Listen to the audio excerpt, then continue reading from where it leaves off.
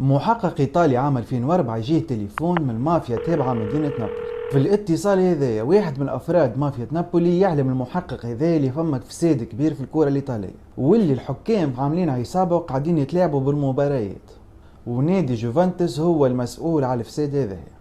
طبيعة المحقق من الأول ما صدقش الكلام الكل وقعد شاكك، أما مشي يكلم 3 محققين أخرين يعرفهم وقال لهم يجا خلي نشوفوا الحكاية صحيحة ولا لا.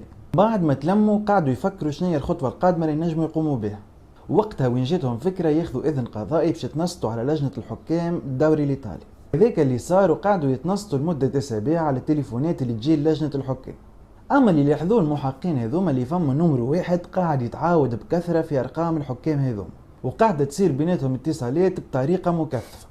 وكي مشاو يثبتوا في الرقم هذايا مسجل باسم شكون، وقتها وين كانت المفاجأة الكبيرة، خاطر الرقم هذايا طلع مسجل باسم المدير الرياضي لنادي يوفنتوس وقتها